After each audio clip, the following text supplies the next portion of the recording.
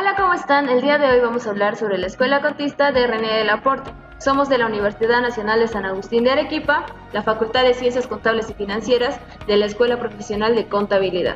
El presente trabajo es realizado por Cristian, Stephanie, Patti y Talía, del curso de Normativa Contable, supervisado por la docente magíster María Luzgarda Apazatar. Bien, empecemos con esto.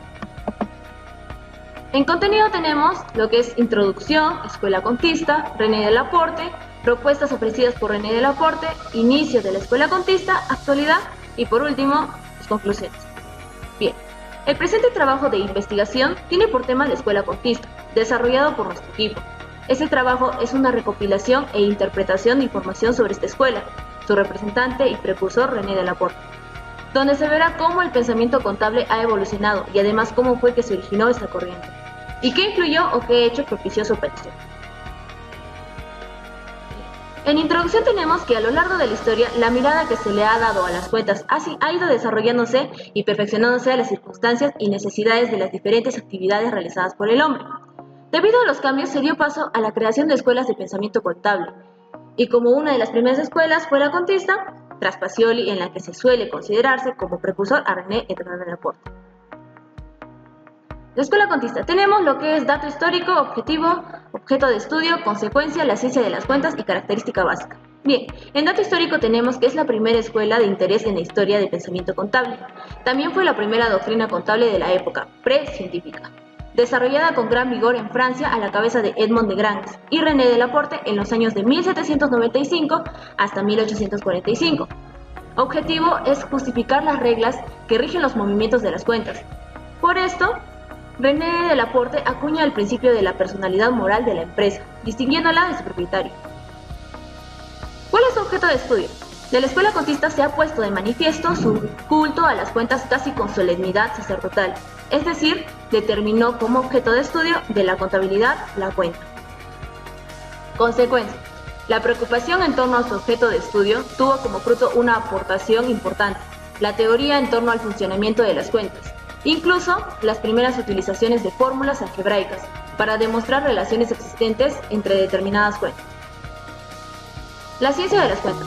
Para la Escuela Contista, la contabilidad es la ciencia de las cuentas, cuyo objeto es elaborar las adecuadas reglas que rigen las anotaciones en las mismas. Característica básica. Constituye la esencia de la partida doble y tiene su expresión más característica en su forma básica. Quien recibe un valor es siempre deudor del mismo y quien lo entrega es el acreedor. Continuaremos con la exposición de René de la Porte, más conocido como el precursor de la Escuela Contista, de quien daremos a conocer su biografía, obras y cómo este personaje definió la contabilidad. Sobre René de la Porte se sabe que nació entre los siglos XVII y XVIII.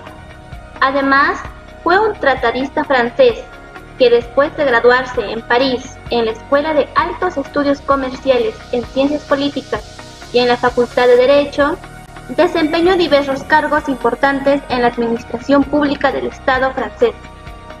Fue un gran orador, polemista y de grandes convicciones, además de asistir a congresos internacionales de contabilidad. Siguientemente continuaremos con las obras de René de la Porte. Dentro de las más expuestas e influyentes que tuvo René están Traité de les sciences des négociants et teneurs de livres, publicada en 1685 y por tanto su obra más influyente. Seguidamente escribió su libro Concepts rationals de comptabilité économique, un libro también muy influyente. René de la Porte definió la contabilidad de esta manera.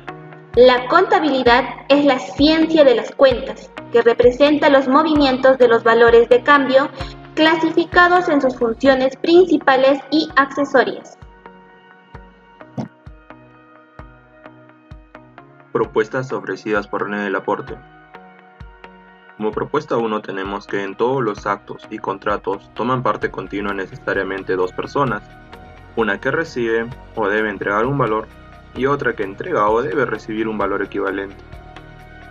Como segunda propuesta tenemos que en cualquier operación administrativa, el propietario figura siempre como una de las partes contratantes, y como son diversas las causas por las que el propietario puede ser deudor o acreedor, justo es que se abran al mismo tiempo tantas cuentas según sean las causas principales de su débito o de su crédito.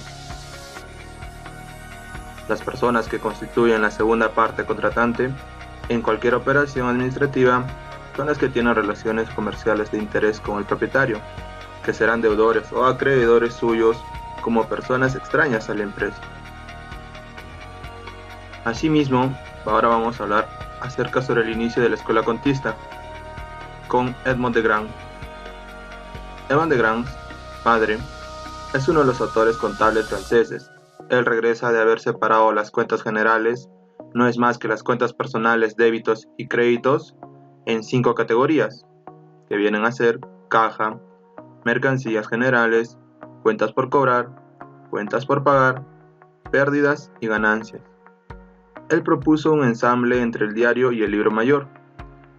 De Grand comprendió la universalidad de la contabilidad por partida doble y ha mostrado claramente cómo este sistema se adapta a las necesidades de información de los industriales, de contadores públicos, etc., por simple extensión del uso de cuentas comerciantes generales. El psicocontismo es el origen del después llamado plan de cuentas.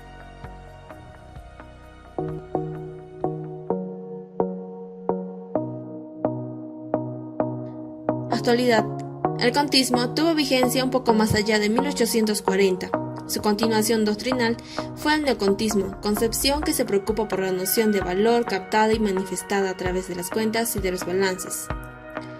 En sucesos relevantes, las más sobresalientes de este periodo pueden desglosarse de la siguiente forma. En primer lugar, hubo un crecimiento de actividades comerciales. También se da la estabilidad de los gobiernos, lo que dieron origen a una economía totalmente monetaria. También está la aparición de la pantometría, que es la preocupación por medirlo todo, por evaluar numéricamente cualquier aspecto de la realidad. El neocontismo ve en la contabilidad algo más que un simple mecanismo, un método de observación enunciado en términos puramente formales. Se constituye en una interfaz entre el contismo y el enfoque económico. Considera que es preciso conocer la realidad para poder gobernar económicamente una entidad a través de las cuentas. Además, promulga la homogeneidad en los registros y busca siempre información que sirva para la gestión empresarial. También se le incluye a De Laporte en esta nueva escuela, quien establece algunas funciones como la histórica, estadística, económica, financiera, jurídica, la de ordenación, comparación y control. En conclusión, cabe recalcar que la escuela contista solo tuvo vigencia un poco más allá de 1840. Esta escuela permaneció gracias al neocontismo. Por otro lado, en la actualidad la escuela neocontista no tiene gran relevancia en la participación de las entidades, ya que ésta tiene como centro de interés a las cuentas, pero no al patrimonio propiamente dicho.